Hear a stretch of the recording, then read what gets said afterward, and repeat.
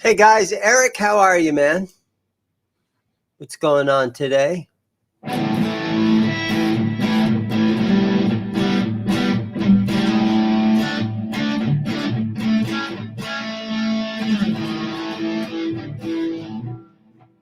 Rock Daddy, howdy.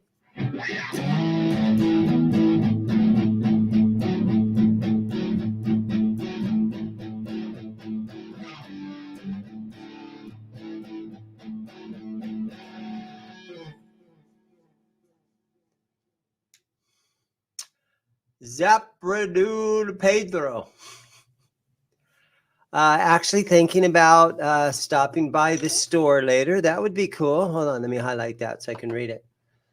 I was actually thinking about stopping by the store later. It's the guy that sold you the Black Chipson LP. Oh yeah, that 3 pickup one. Yeah, man, drop in on me. I do these live streams when it's quiet down here. And I tried about an hour ago. And I was very close to getting started. And a guy came in. And a lot of times when I'm bored down here, you know, I do this maybe once a month or once every other month. And, you know, it's got to be a time when the store's nice and quiet. And I'm kind of run out of repairs to do. But about an hour ago, I got 2 restrings real quick. And so I knocked those suckers out and decided to come on here and just kind of hang out just because I haven't done it in a while.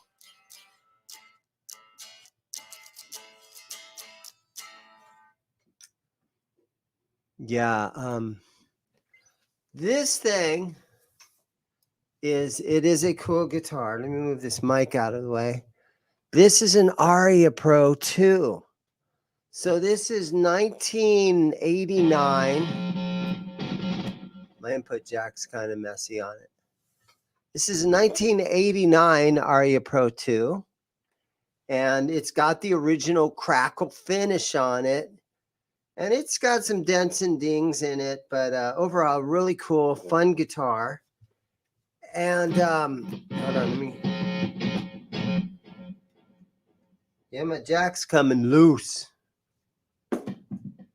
But fun guitar. And I put a Dirty Finger pickup in it. So I don't know if you guys can see that. Yeah, but it's got a Dirty Finger humbucker in it. And this thing ohms out at like, that humbucker in there ohms out at like 16 something. It's a very hot pickup. And you can coil tap it or coil split it. So when you have this in the up position and you tap on these 2 coils, it's just the back one that you can hear. And what's cool about these Dirty Finger pickups is you have adjustable pull pieces. Let me try to get in here where you can see it up close and it'll focus. But it's got adjustable pull pieces on both, in both coils. So that is kind of a unique thing that I don't see any other pickups that do that other than the Dirty Finger. My input jack's kind of coming loose. What I do for stuff like this is a lot of times, just to give your screw something to bite into, you stick a wooden toothpick in a little bit of wood glue and you shove it down in the hole, and sometimes that will solve your problem there. But yeah, it's a fun guitar to have. I remember that one, man. The video, we did a video about it, and that was a cool guitar. I appreciate you bringing that one in. Megatod 707, thank you for saying that. It's been a while since you've been in. You live up in the north side of Phoenix or someplace, don't you? Oh, wow. And the door was locked. Yeah. Oh, sorry, I hit my mic. Yeah, yesterday at noon. Where did I go? I had to drop a guitar off. But yeah, sometimes when you see that I'm not here, just call me. My number's right on the front door. Patrick, what are you up to, man? Yeah, I'll sell this thing. I don't know what it's worth. Some of these guitars, you just got to kind of take offers on. So it's hard to price this thing. There's not very many of them out there. But after researching the serial number yesterday, we've discovered, thanks to having my son working down here with me now, he's good on the computer, and we discovered that the serial number is from about 1990, and it's the Samick factory in South Korea. And so in the 80s, these things were built in Japan. And again, we're looking at an Aria Pro II. And I've had these guitars on my radar, you know, ever since the 80s because George Lynch played these. And if you look on the back of the Tooth and Nail album, he's standing there holding an Aria Pro II. Aria Pro, however you pronounce it, I'm not quite sure. But yeah, it's a fun guitar, and the original crackle paint job, you know, and back in 1989 or 1990 when this was built, man, you didn't see that crackle paint anywhere. I know that Kramer's started doing it, but to get a crackle paint job back in those days, man, that was something special.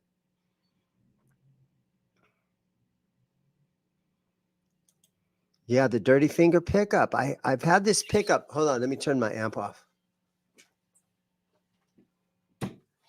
I've had this pickup laying around the shop for probably a year. And the pickup that came in this guitar, it was a cool pickup, but it was a 4-wire pickup that was in here, but it was white. And I was just like, oh man, that thing's got to go. That's got to go. So I put a Dirty Finger in there, and I was able to get it all hooked back up so that the coil split works in it. And so, yeah, just a fun guitar hanging out at the shop. It's hard to know how to price something like this.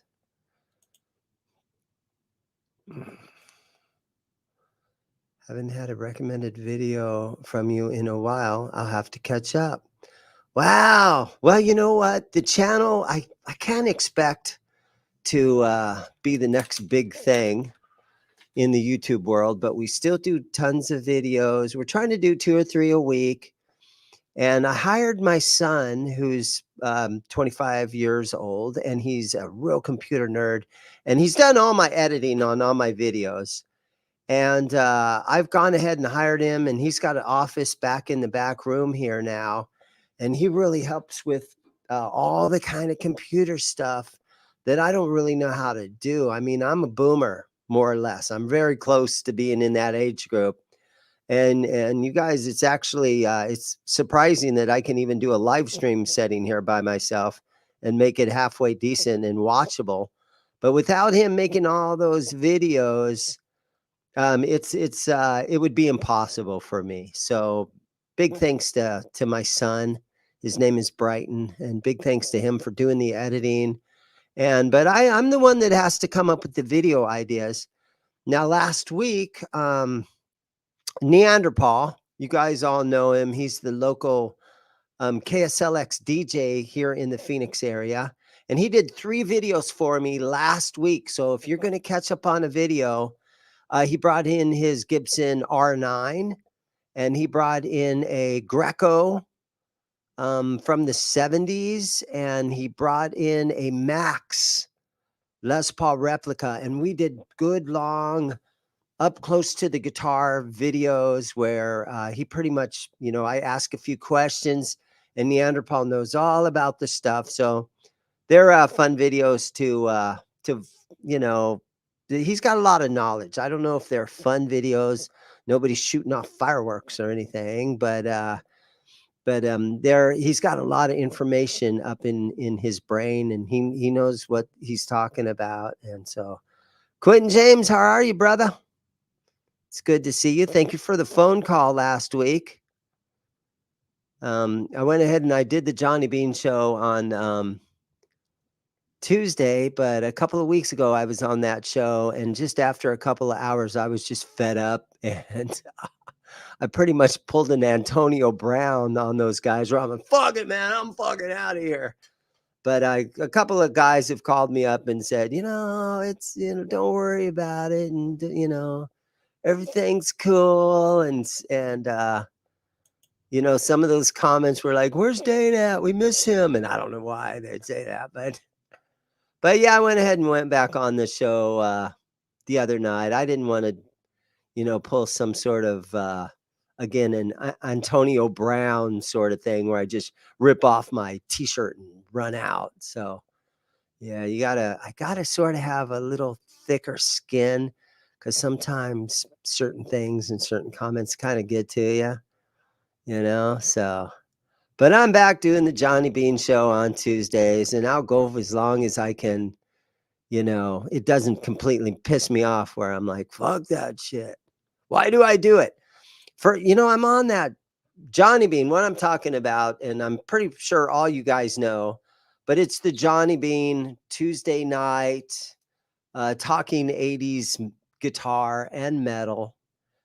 And I'm on there with a couple of comedians. John Mancuda is a Hollywood comedian, and Neanderthal is a daytime or an early morning disc jockey, right? He's a shock jock, more or less.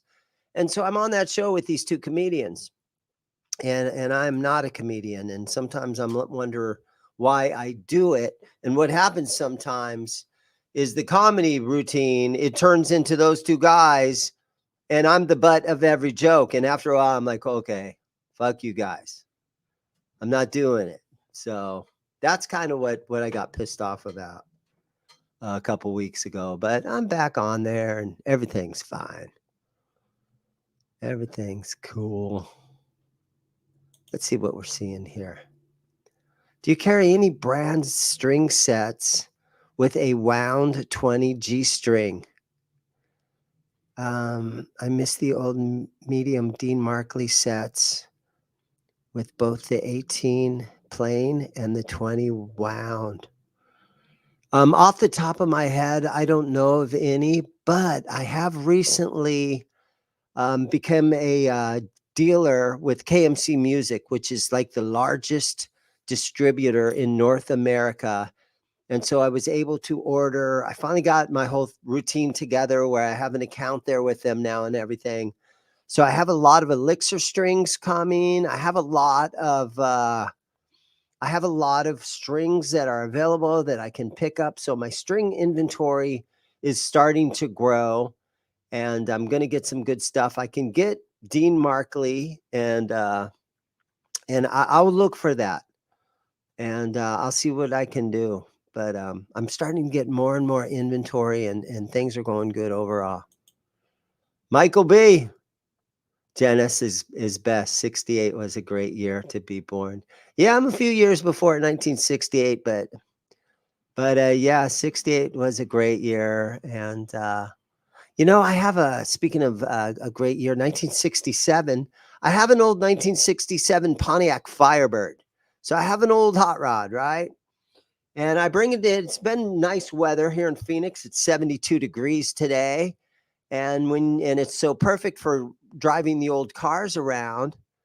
And some guy, and you get tons of compliments on this old car, even though I painted it right there in my driveway, and it's my own sort of restoration. And So I painted this old guitar and everything, but a guy came in here a couple of days ago, and he's like, "Hey man, is that your car out there?" And I'm like, "Yeah, that's my car."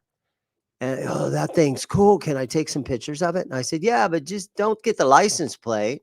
He's like, "Okay." So he's taking pictures. He comes back in. He goes, "You know what, man? That car would be really easy to steal." And I'm like, "Fuck you, man. Why would you even come in here and tell me that that car would be easy to steal? That's messed up, man." So we went back and forth with this jackass telling me that how easy my old car is to steal. And I'm like, "Dude," I honestly said, "Dude, that's a fucked up thing to say." And he goes, "Why? Do you worry about it getting stolen?" And I'm like, "Dude, I'm in a used guitar shop every day. I worry about stuff getting stolen. Guys come in here, they got their hoodies up or whatever. Everybody's behind a mask nowadays. I worry about stuff getting stolen. Why would you come in here and tell me how easy it is to steal my car? Delete all those pictures you just took." And I stood right over his shoulder. I said, "Delete that one, delete that one." And so the guy kind of, man, I don't know what's going on lately, but just so many people are just irritating me. Maybe it's something wrong with my own personal life. But I've just been irritated lately. Steve Carmichael, good to see you live. How are the whiskey dogs doing? Dude, I'm so happy to have this, band together right now. We're recording original material, and we've played the Whiskey A Go Go on the Sunset Strip in Hollywood, California, right in West Hollywood. We played there on January 1st, so the first day of the year, and we opened for Faster Pussycat. And I mean, beautiful West Hollywood girls were hugging me after the show, and we were up in the green room, and Faster Pussycat was hanging around and invited us up into their green room. And as I was leaving the bar, I said, Eddie Trunk walked and got out of a nice car with two beautiful girls, and Eddie Trunk from Trunk Nation, the Sirius XM radio station, and the host of that metal show, was walking into the bar, and I had my bass guitar in its bag over my shoulder, and he got out of the car and he had a mask on over his face, but I could look right in his eyes. "Hey, Eddie Trunk." And he's like, "Hey man, how are you?" And he gave me a little fist pump. And so it was like, wow, I'm part of a scene that is still, super cool. Now, it's not like it was 35 or 40 years ago, but, I'm out doing stuff. And we have another show coming up there. And I believe the date is February 18th. I'm going off the top of my head. And we are opening up for the lead singer. His name is Eric, I believe. He's the lead singer of Mr. Big. And so that'll be tons of fun. We've got an opening slot opening for Mr. Big. And he is with all the guys in his band are the dudes that were in Trickster. So you 80s hair metal guys, I see all the eyeballs are going away right now. But some of these 80 hair metal guys would know Trickster. And then so it's been a lot of fun. And then we got a couple of shows locally here in the Phoenix area. And so I'm just really happy to be in the band right now. We've got our opening set of material really tight. We're recording new songs, and our lead singer lives and works in Hollywood. So I only see the guy on the weekends, and he works as a construction manager on that TV show, The Mayans. So it's a spinoff of Sons of Anarchy, and it's called The Mayans. And they're asking us now, they've already used one of our original songs on one of the episodes, and the producers are asking us for more songs. So we're in the hurry up and record some of our original songs. And so it's going really good. And the funnest part really, though, is being able to play in a band that's nice and tight. And it's one thing to be in a nice, tight band that does cover tunes, but it's another thing to be in a nice, tight band that does original stuff. And so it's going really good right now. So that's that. It's a lot of fun. Yeah, so the dogs are doing good. The Whiskey Dogs. I don't think it's the best name for a band. We've actually had the band together I've been in that band for 16 years. And 16 years ago, we were playing Van Halen covers and we were just a bar band and playing covers. And then, as the years go by, you start to try to write originals and things like that. So it's a lot of fun. Oh, hold on, guys. Let me get my phone. I'm just going to mute the mic right here.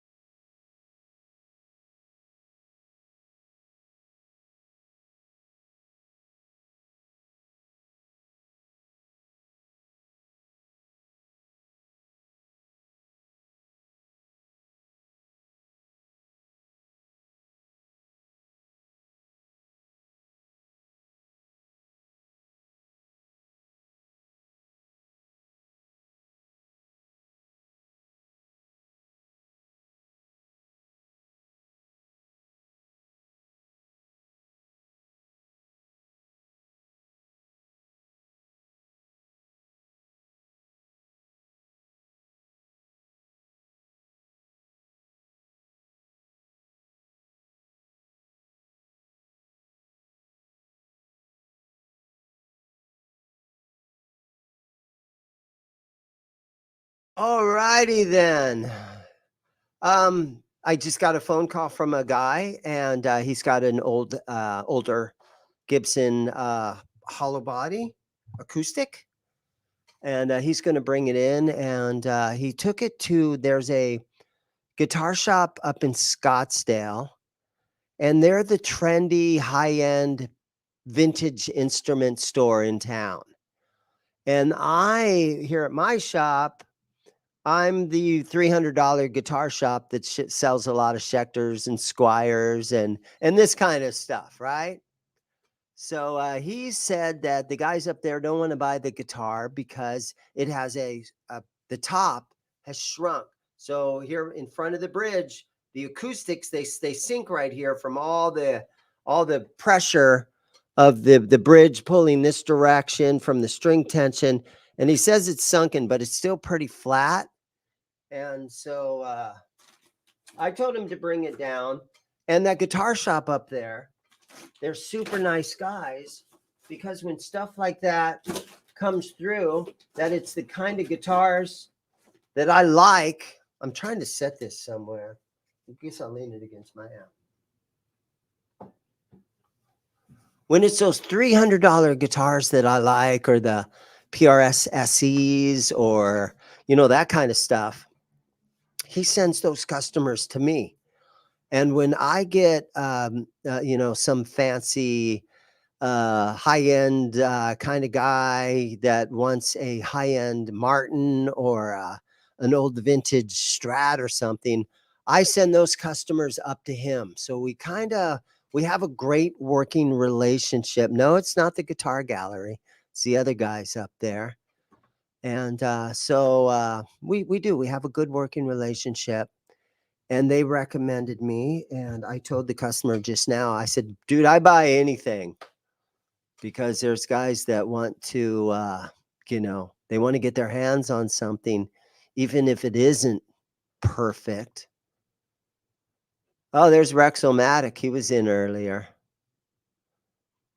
Nice visiting your shop this morning. Thank you. I like the PRS SE and the Fender Strat with the Floyd and the 17th anniversary Seafoam Telly and the Hardy Benton 52 would be a great starter. Yeah, I've got 4 or 5 guitars laying around here that he thought were cool. I bought a Mark Tremonti earlier today, PRS. And I have, you know what guitar I have? Now, I don't know how many of you guys, I know I always talk about Phillip McKnight because McKnight is a neighbor, but I'm going to show you guys one guitar that is super interesting that I got from Phil McKnight. Hold on just 1 second.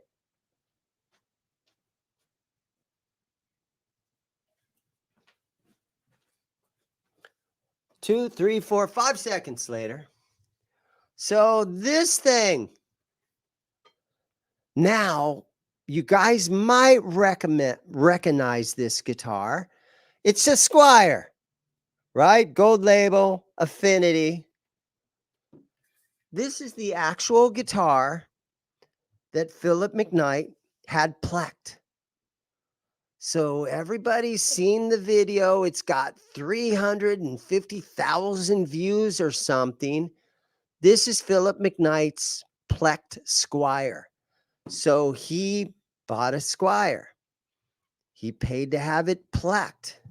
It is in minty condition. He's done with it. It was at his house. He's tripping over it. He's already done 2 videos on it. He's already made all his money back and then hopefully then some. And he traded it into me with some other stuff. And he sells me stuff. He trades stuff in. But just out of curiosity, guys, I don't know how many of you have watched the video about on McKnight's channel about this guitar and it getting plecked. Now this is a 200 and what are they? $219 brand new or 200 and my camera's doing a weird thing. Let me try that. A $220 guitar brand new, right? And to have this guitar plecked, we're looking at $300 or so, right? So having this, there you go. Some of you guys have seen the video I'm talking about. Having this guitar in my store in this condition, knowing that it's McKnight's guitar that he had all this work done to. He had this guitar plecked. It's a $300 service to make sure every fret is in perfect playing condition. Yeah, Steve Carmichael knows this one. What would you guys value this guitar at? Because it's sitting in here in my shop. I don't have a price tag on it. How do you price this thing? Somebody in the chat, shoot a number at me. How would you price this thing?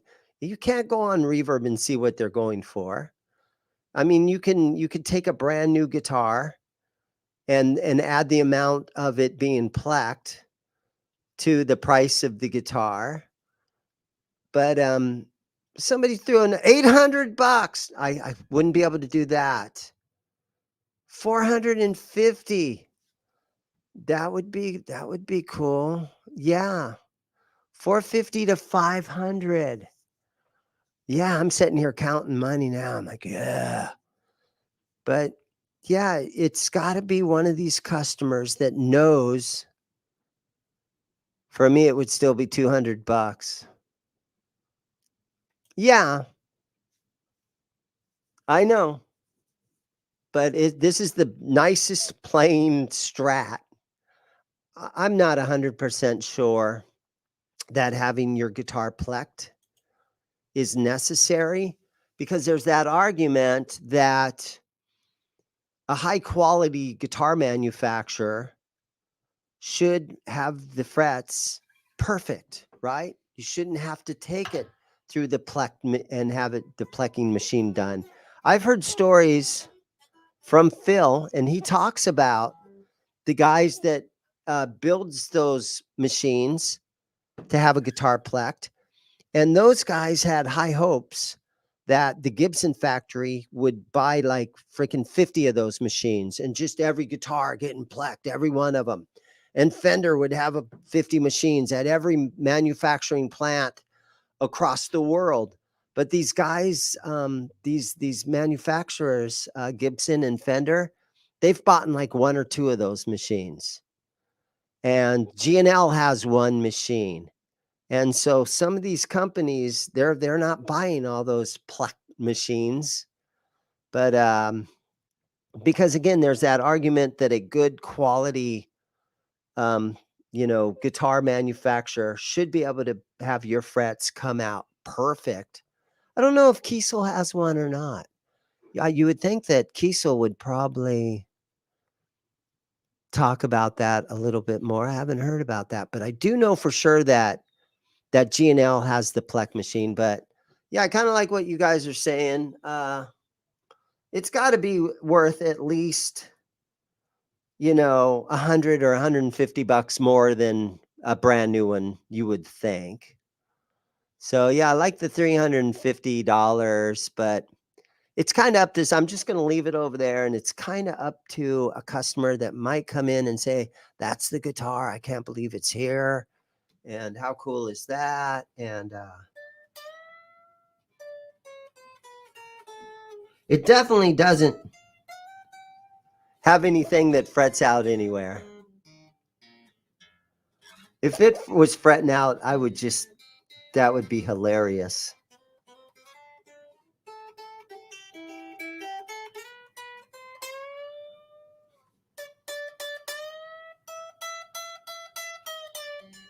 I mean, it plays good, and you don't hear any dead frets in it. Maybe one of these days I'll put this thing on reverb. If it's still here after a month or so, maybe I'll throw it up on reverb. But yeah, how cool is that, right, guys? Let me go put it back. Oh, my foot's stuck. Here we go.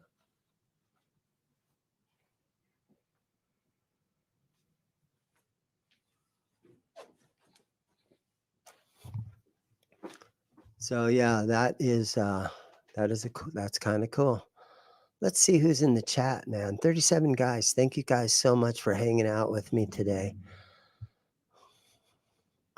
Hey, everybody from Louisiana. Good food down there. How's the fret ends? Those fret ends are super, super smooth on that thing. Started $1,000. Yeah. People would be like, really, dude? Does Squier China have a Plek machine? Because the new Strats I just bought have perfect fretwork. Let's think. Would Squier in China have? I'm gonna say probably not, but you never can tell. Hey man, how are you? Good. How are you? Good. I'm doing a live stream. Just ignore me. Okay. I don't know for sure, but I'm gonna say probably not, because if they did, there'd be a sticker on every Squier that says this guitar has been plecked.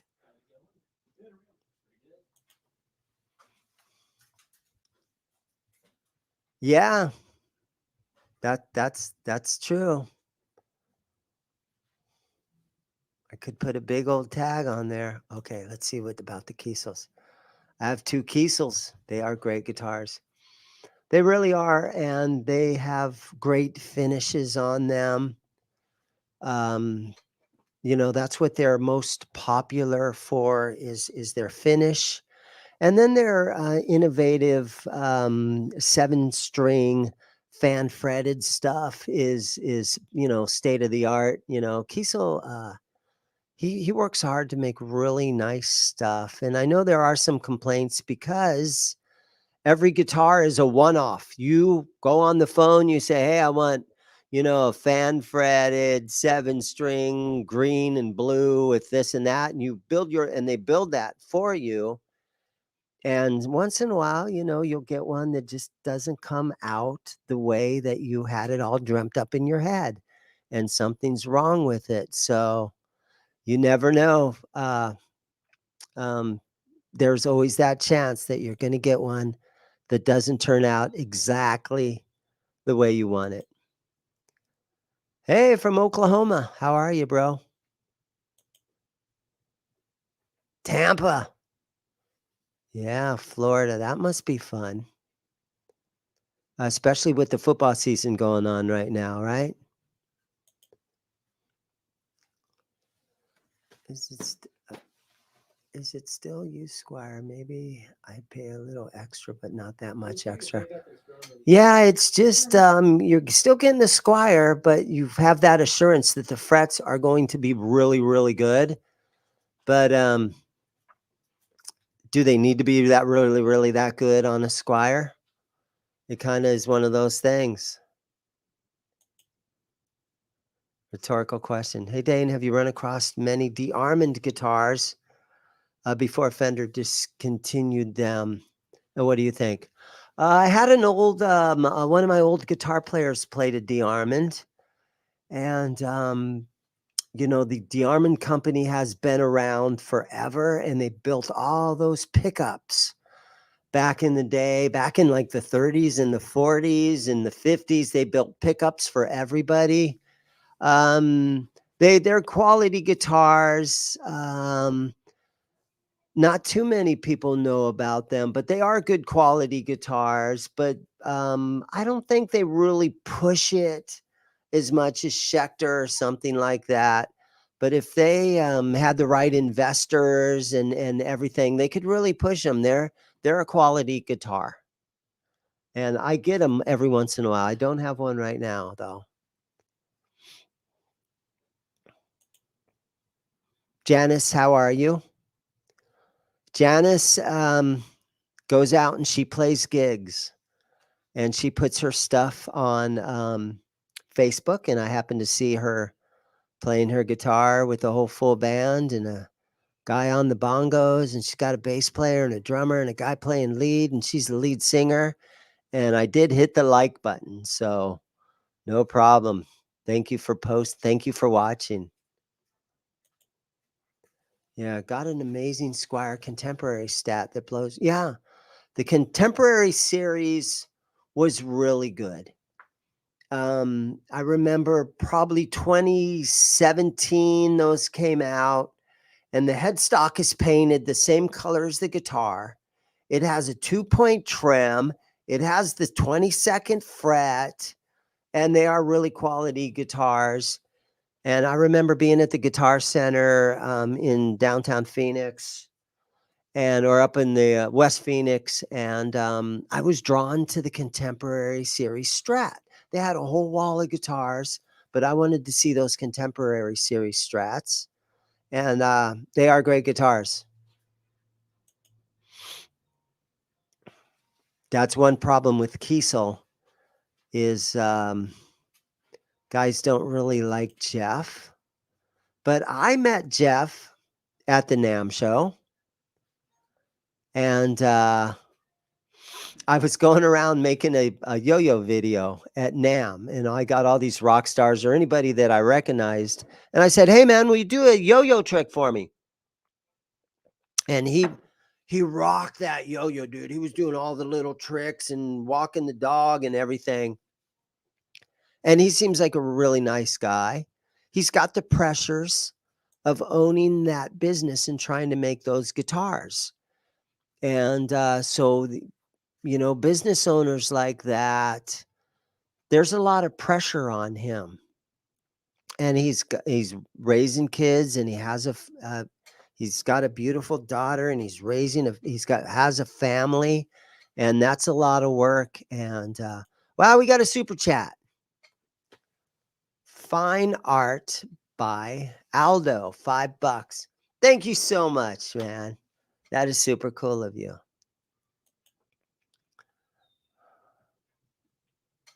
Better than a USA DLX Strat. Yeah, we're talking about the Squier Contemporary series. Yeah, there's their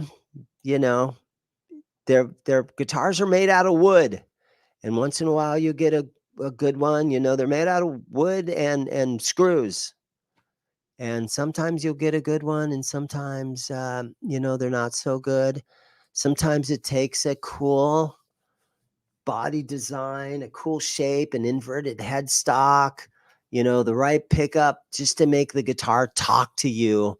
And you want to walk over and you're like, oh man, can't wait to, get home so I can play this thing. And guitars have to just speak to you. And your average run of the mill, even if it's a USA Strat, sometimes the neck feels thick and maybe it's got 10 gauge strings and you have to have 9s on it, or somebody accidentally put 11s on it and you're just like, oh god. And so it's all about if a guitar speaks to you, and guys, they'll run across different guitars that just, it's like they don't want to touch that thing. Hey, thanks for coming in. Did you have any questions about anything? Oh, no, I was just kind of taking a closer look at some of the stuff you guys had. Thank you very much. That was kind of in a rush last time. Okay. All right, See you soon.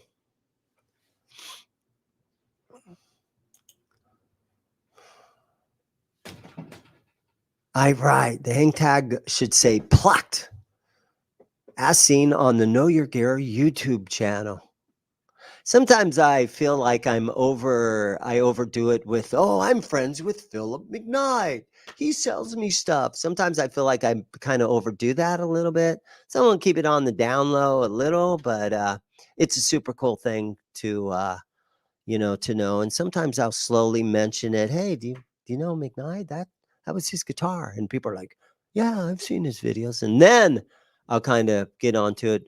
All right, guys. So the guy I just told you about that's bringing the Gibson in here, he just showed up. So I have to do business. So I have to, hey man, hold on just a second. Okay.